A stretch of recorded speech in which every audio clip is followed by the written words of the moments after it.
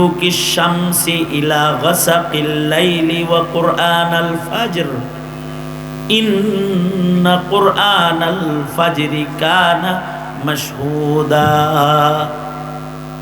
ফজরটা হলো সাক্ষী, এ কারণে ফজরে ইমামের কেরাত লম্বা হয়, ফিরিস্তাদের সাক্ষী বানায়, ফিরিস্তারা সাক্ষী হয়ে যায়। এই এই এই এই গোলাম নামাজে দাঁড়ায় আছে। আল্লাহু আকবার, জোরে করে বলেন, সাক্ষী নামাজ। সময়ের ভেতরে যেহেতু ফজর দামি, আমির সরদার আমির ওয়াক্ত, আমির যেহেতু আছে উজিরও তো আছে। আমির থাকলে আমিরের একটা উজির থাকে না? উজির হলো আসর, আসরের সময়টা এটাও পাওয়ারফুল উজিরের মতো।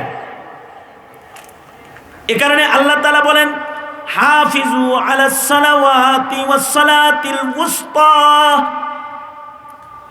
আল্লাহ বলেন তোমরা 5 বেলার নামাজ হেফাজত করো, বিশেষভাবে আসর, বিশেষভাবে আসর এজন্যই হেফাজত করতে বলেছেন। আসরের সময়টাও সর্দার সময়, এটা উজির সময়, উজির।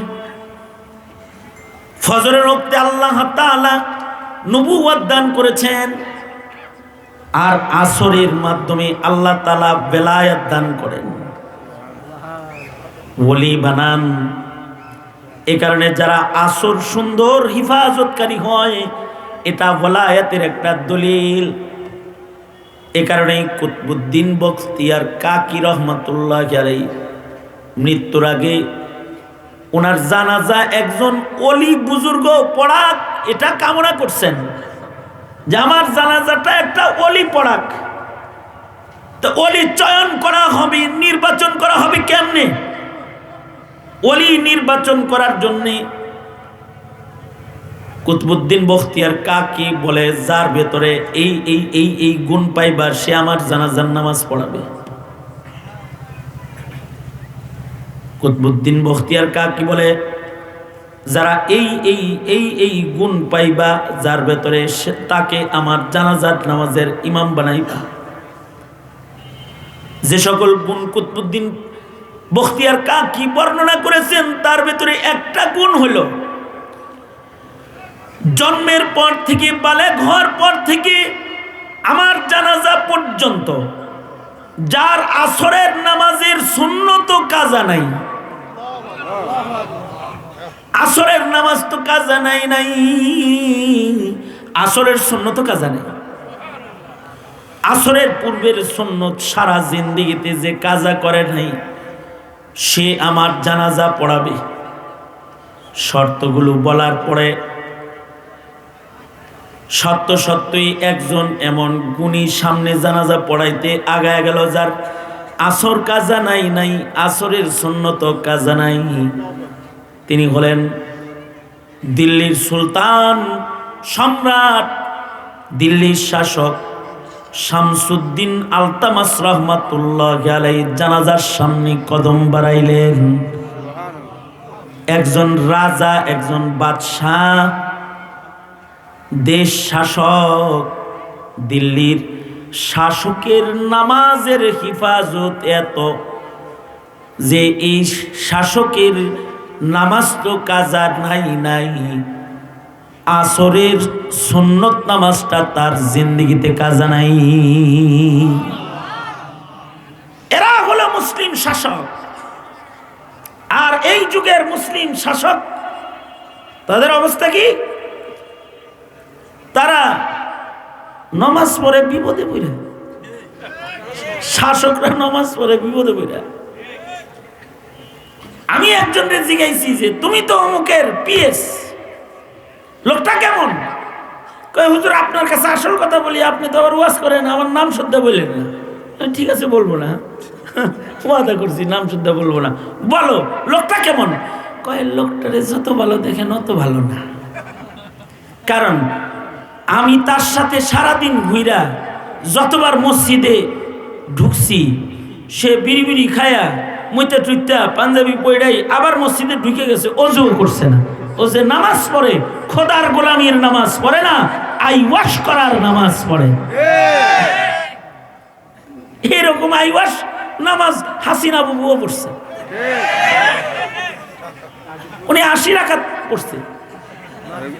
কি আপনারা শুনছেন? ইশরাকও পড়ছেন,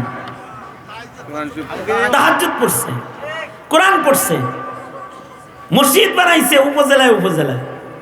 ভাবে বোঝা গেছে যে আল্লাহর সাথে খাতির উনার চাইতে ভালো আর কারোর নাই।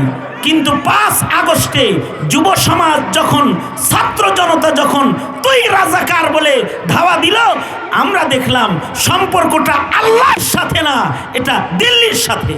দিল্লির সাথে শোনো, কথা শোনো, রাজনীতি করতে আসিনি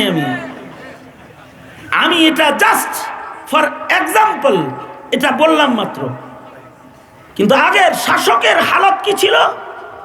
আগের শাসকরা ছিল এমন যে এই শাসকদের নামাজ তো কাজা নাই, তাদের নামাজের আগের সুন্নত কাজা নাই। আল্লাহু আকবার, জোরে করে বলো। নামাজের সুন্নত কাজা নাই, তাও আসরের নামাজের সুন্নাত। অবশ্য আসরের নামাজের চাইতে দুর্বল নামাজ আর নাই। আসরের নামাজের ওয়াক্তটা বড় দুর্বল। মৌসাক গাড়ি থেকে নাইমা চিন্তা করছে বাসায় যাই নামাজটা পড়ি, কিন্তু রাস্তায় রিক্সা ওইটা দেখে রাস্তায় মেনহোলের ভিতরে চাক্কা পুরে ট্রাক আটকাইছে। রাস্তায় এখন লাগছে কাম, মেনহোল থেকে গাড়ি সরানোর কাম লাগিয়ে গেছে জামের কারণে এখন আশপাশে না ওযু আছে না মসজিদ আছে, বাসায় যাইতে পারে না। রিক্সা রাইখা হাইটটা গেলেও আসর কাজা হয়ে যায়। অটো রিক্সা ব্যাটারি দিয়ে টান মারা দিত 2 মিনিটে, এখন এটা হাঁটা লাগতেছে 25 মিনিট। 25 মিনিট হাঁটতে যায়, আসর শেষ। আসর এমন একটা দুর্বল ওয়াক্তের নামাজ যেটা অবহেলা করলেই কাজা হয়ে যায়। যদি কেউ অবহেলা করে তাহলে কাজা হইয়া যায়। এই কারণে আসর হেফাজতকারীকে আসরে হলো বেলায়েত দেয়া হয়, ফজরে দিছে আল্লাহ তাআলার নবুয়ত, আর আসর হেফাজতকারীরা পাবে বেলায়েত। আল্লাহু আকবার, জোরে করে বলেন।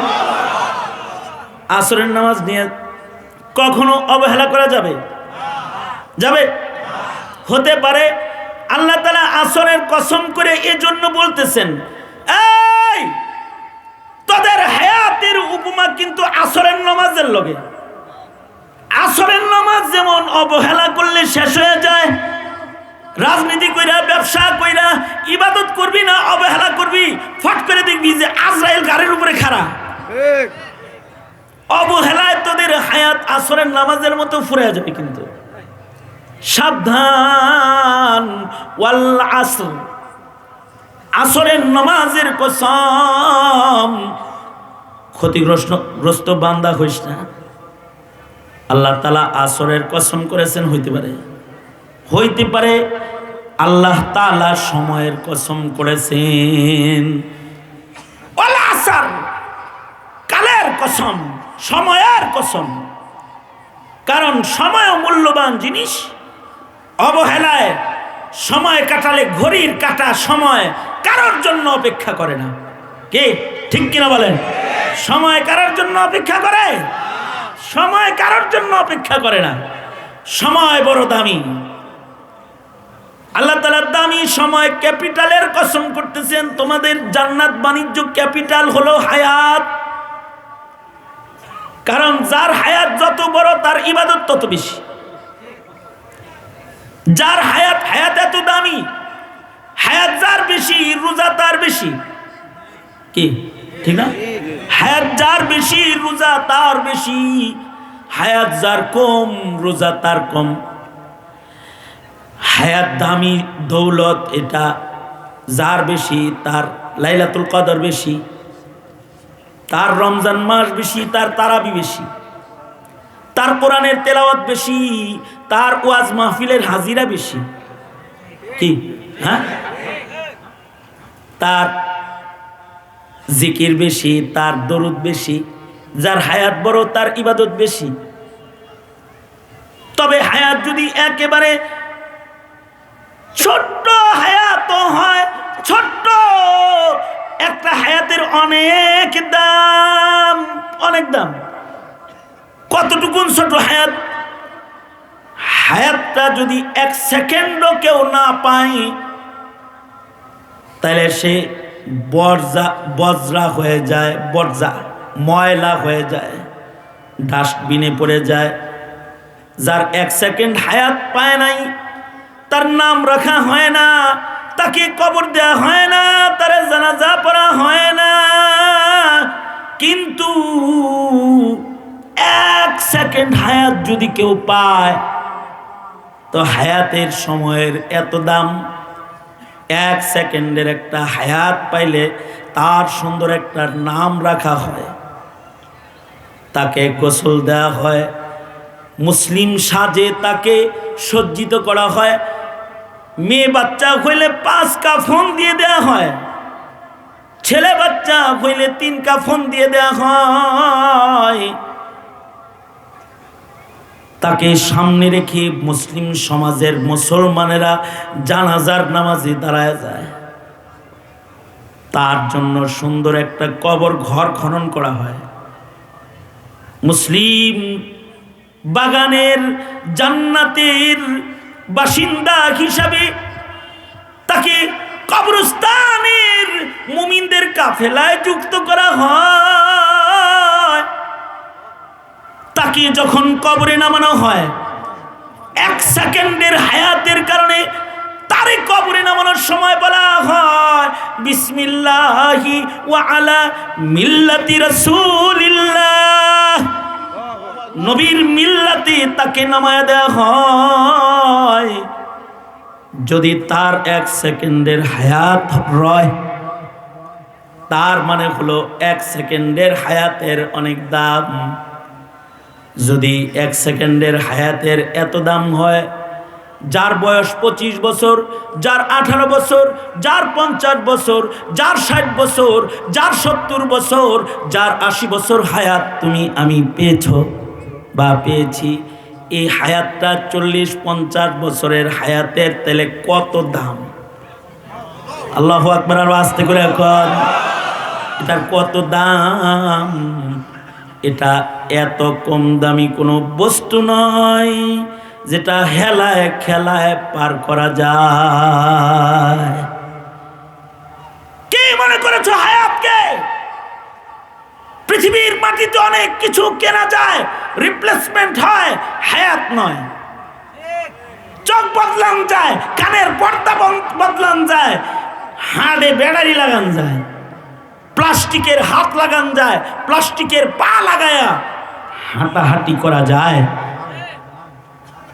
নকল দাঁত লাগান যায়, নকল চুল লাগান যায়, নকল চুল লাগান যায়। নিজের দেহের সব রক্ত ফেলে দিয়ে অন্যের দেহের রক্ত নিজের গায়ে ঢুকানো যায়। কিন্তু কারোর হায়াত থেকে গ্রুপ মিললে পরে 1 ব্যাগ রক্ত নেওয়া যায়, কিন্তু পৃথিবীর কারোর কাছ থেকে কেউ 1 সেকেন্ডের হায়াত নিতে পারে না। এটার মালিকানা কার? জোরে আওয়াজ করে বলো। আল্লাযী খালাকাল মাউতা ওয়াল হায়াতা লিয়াবলুয়াকুম আইয়ুকুম আহসানু আমালা। এই হায়াত আল্লাহ তাআলা দিয়েছেন, নেক কাজ করার জন্য দিয়েছেন, চান্দাবাজি করার জন্য দেন নাই, টেন্ডারবাজি করার জন্য দেন নাই, গুলি করে মানুষ মারার জন্য দেন নাই, মানুষের উপরে জুলুম করে অন্যায় রাজত্বের পাহাড় গড়ার জন্য দেন নাই, রাজপ্রাসাদে বসে বসে মজা চেখে মানুষের রক্ত আর জীবন নিয়ে খেলবার জন্য তোমাকে হায়াত দেয়া হয় নাই। এই হায়াত তোমাকে এজন্য দেয়া হয় নাই, লিয়াবলুয়াকুম আইয়ুকুম আহসানু আমালা। একেবারে কম হায়াত যে পাবে, তার 1 সেকেন্ডের হায়াতের মূল্য যদি হয় আল্লাহর জান্নাত, তাইলে যে 100 বছর হায়াত পাবে তার হায়াতের দাম কত? এ কারণে যারা হায়াত কাজে লাগাবে তাদের কি শুধু জান্নাত না, ফেরদাউস জান্নাত। যার কোনো কুল কিনারা নাই, আল্লাহু আকবার জোরে করে বলেন, ফেরদাউস জান্নাত পাবে তামাশা করে না, হায়াত কামে লাগায়া। এখানে আল্লাহর রাসূল হায়াত চাইছেন। কে না হায়াত চায়? কেউ কিন্তু মরতে চায় না, সবাই বাঁচতে চায়। সবাই বাঁচতে কি চায়? জোরে বলেন কি চায়? আরো জোরে বলেন কি চায়? সবাই বাঁচতে চায়, অন্যের মাইরা নিজে বাঁচতে চায়। এটা বুঝান লাগবো, ব্যাখ্যা করে বুঝান লাগবে, এটা বুঝান লাগবো। অন্যের মাইরা নিজে বাঁচতে চায়, সবাই বাঁচতে চায়, কেউ মরতে চায় না। কিন্তু সব বেঁচে থাকা ভালো না। এ কারণে আল্লাহর রাসূল শুধু বাঁচতে চান নাই, আল্লাহর রাসূল বরকতি হায়াত চেয়েছেন। আশ্চর্য, আল্লাহর রাসূল লম্বা হায়াত থেকে পানাহ চাইছেন। মনে মনে ভাবতেছেন আইবি সাহেব উল্টা আলাপ শুরু করছে। আল্লাহর রাসূল লম্বা হায়াত চান নাই, বরঞ্চ আপনারা তো মনে করেন যদি এমন বুড়ার লোকে দেখা হয় যার ৯৮ সুই সুই আর মাত্র ২টা ডিগবাজি দিলেই মনে করেন সে হায়াত পাইছে ৯৮, হাঁটতে পারে না, চোখে দেখে না, এমনি এমনি দেহে, তাও চিনে না, যা বলতে হয় আমি আপনার নাতি নাম্বার ২, এটা বলতে হয়। তারপরেও এ চাচা মিয়া চলতে পারে না, হাগু করতে পারে না, শৌচ কার্য সম্পাদন করতে পারে না, লোকমা ওঠায় খাইতে পারে না, হাতের অঙ্গুলি অচল হয়ে গেছে, কেউ খাওয়ায় দিলে খায়। এমন বুড়া মানুষেও যায় যদি কোন চাচা বয়স কত? 98। আরো শখ নাকি ১০০টা পুরা হইলে 100 পারি দিতে পারত। সেঞ্চুরির জায়গা খুঁজবার লাগছে, ১০০ পর্যন্ত যাইতে চায়, অথচ এমন জায়গায় সে আছে যে জায়গার চাইতে মইরা যাওয়া উত্তম। কারণ না নামাজ আছে, না কানে শুনে, না চোখে দেখে, না মুখে শক্তি আছে, না দাঁত আছে। সুম্মা রাদাদনাহু আসফালা সাফিলিন। আল্লাহ বলে মানুষকে আল্লাহ তাআলা আসফাল সাফিলিন, একেবারে নিম্নের থেকে নিম্নে পৌঁছায় দেয়। আল্লাহ তাআলা মানুষকে, মানুষ জন্ম নেওয়ার পরে যত দুর্বল বুড়া বানায় তার চাইতে বেশি দুর্বল বানায়। জন্মের পরে অত দুর্বল মানুষ থাকে না, বুড়া বয়সে যত দুর্বল হয়। কারণ জন্মের পরে মুখে দাঁত ছিল না, কিন্তু দুর্গন্ধও ছিল না। মা বাচ্চার মুখের লালা শিরার মতো 4টা খায়ালাইছে আদর করে। জন্মের পরে পেশাব পায়খানা বিছনায় করেছে, কিন্তু দুর্গন্ধ ছিল না। জন্মের পরে হাত পা কচি ছিল, নাড়াচাড়া দেওয়ার ক্ষমতা ছিল না, কিন্তু এত কোমল, এত সুন্দর তার ত্বক। বাচ্চার পাটাকে মা মুখের মধ্যে লাগায় লাগায়, বাবা মুখে লাগায় লাগায় চুম্বন করে খেলা করেছে। দুর্বল ছিল, কিন্তু তার ভেতরে আলাদা একটা শক্তি ছিল। কিন্তু যখন বুড়া হয়ে গেছে, ঠোঁট গুছায় গেছে, ঠোঁট গুছায় গেছে, হ্যার বউ হ্যার ঠোঁটে আর সুমা দিতে চায় না, নিজের বিবি কাছে আইবার চায় না। ধুর, তোমার গায়ে গন্ধ, দূরে থাকো। সুম্মা রাদাদনাহু আসফালা সাফিলিন। এইরকম বুইরা হইয়া মরার চাইতে আগে মরা ভালো। এই কারণে আল্লাহর রাসূল বলেন, অচল বৃদ্ধ, অচল বার্ধক্য থেকে আল্লাহ আমি তোমার কাছে পানাহ চাই। রাসূল দোয়া করতেন, আল্লাহুম্মা ইন্নী আউযু বিকা মিন আর জালিল উমর, ওগো আল্লাহ, তোমার কাছে অচল বার্ধক্য থেকে আমি পানাহ চাই। আল্লাহর রসুলের দোয়া। তবে আল্লাহর রসুল হায়াত চাইছেন, সুস্থ হায়াত, বরকতপূর্ণ হায়াত, যে হায়াতে নামাজ আছে, যে হায়াতে ইবাদত আছে, যে হায়াতে ইনসাফ আছে, যে হায়াতে পরের উপকার আছে, যে হায়াতে সত্য বলিষ্ঠ কথা আছে, যে হায়াতে ধৈর্য আছে, যে হায়াতের রং ইমানের রং, যে হায়াতের রং আমলের রং। আল্লাহর রসুল বলে, আয় আল্লাহ, এইরকম বরকতপূর্ণ হায়াত আপনি আমাকে দান করেন। আল্লাহুম্মা বারিক ফি হায়াতি। শুধু লম্বা হায়াত চায় না, আয় আল্লাহ আপনি আমার হায়াতে বরকত দান করেন। আল্লাহু আকবার। নবীজি বলে, আয় আল্লাহ আপনি আমার হায়াতে বরকত দান করেন। যেমন বাংলাদেশের কিছু মানুষের হায়াত কম কিন্তু বরকত বেশি, আর কিছু মানুষের হায়াত লম্বা কিন্তু লানত বেশি। কিছু মানুষ লম্বা হায়াত পাইছে কিন্তু মানুষ কয় ধর, মার, কাট, যা, পালা। তাদের হায়াত আছে কিন্তু বরকত নাই। আর কিছু যুবক আছে তাদের হায়াত কম কিন্তু বরকতি হায়াত। আবু সাঈদের মতো যুবক যারা যারা হক বলতে গিয়ে মরে গেছে, ওয়াতাওয়াসাউ বিল হক, সত্য বলতে গিয়ে যারা মৃত্যুবরণ করেছে, ওদের হায়াত 25 বছর কিন্তু ওদের বড় দাম। কিয়ামত পর্যন্ত জাতি ওদের স্মরণ রাখবে।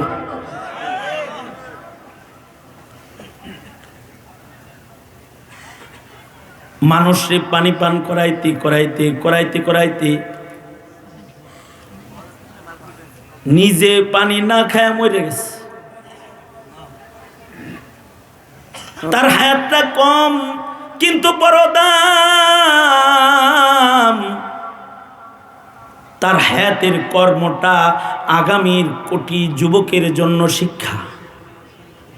ঠিক কিনা? জোরে আওয়াজ করে বলেন। হায়াত ছোট কিন্তু বরকত বেশি। অল্পে যা করে গেছে বুড়ায় তা করে না। হায়াত তো লম্বা কিন্তু মানুষে গাইলে, হায়াত তো লম্বা কিন্তু মানুষ কয় মরে না কেরে। হায়াত তো লম্বা কিন্তু মানুষ বলে আল্লাহ ওরে লয়ে যাও, ওরে লয়ে যাও, ওরে লয়ে যাও, ওরে লয়ে যাও। এটা বরকতের হায়াত না, লান্নাতের হায়াত, লানাতের হায়াত। বলেন কিসের হায়াত? জোরে বলেন, আরো জোরে আওয়াজ করে বলেন। লানতের হায়াত। আর একটা হলো বরকতের হায়াত। হায়াতের নেকির কাম করে বেশি।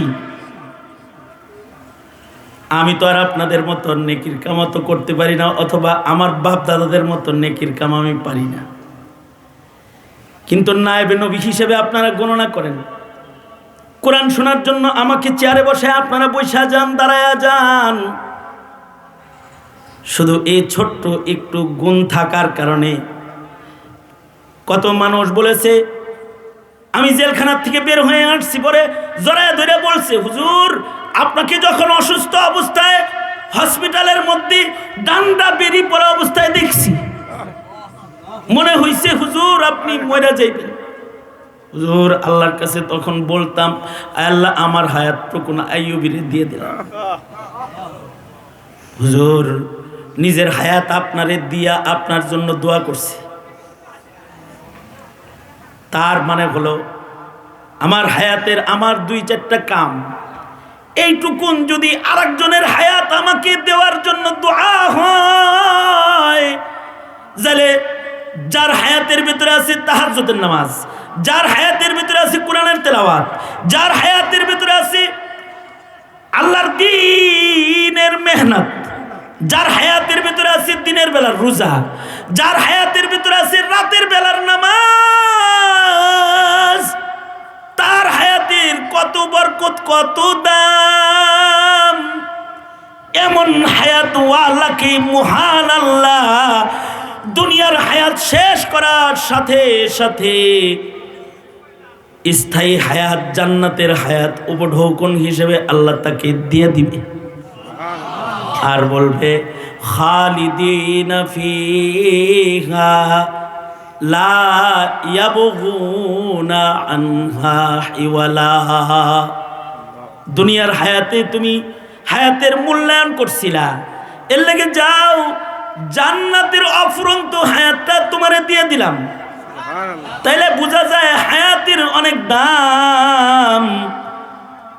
এই কারণে আল্লাহ তাআলা বলে ওয়াল আসর, কালের কসম, হায়াতের কসম, সময়ের কসম, সাবধান, ইন্নাল ইনসানা লাফি খুসর, পৃথিবীর যত মানুষ আছে সবাই খাসারার ভেতরে আছে, সবার হায়াত কমতেছে। এই যে 2025 শুরু হলো, এমন কেউ নাই যে তার হায়াত বাড়ছে। পৃথিবীর মাটিতে যত মানুষ আছে সবার হায়াত কমছে, সবার জীবন থেকে 365 দিনের একটা সময় মাইনাস হয়ে গেছে। হায়াত পুঞ্জির থেকে 2024 বিয়োগ হয়ে গেছে।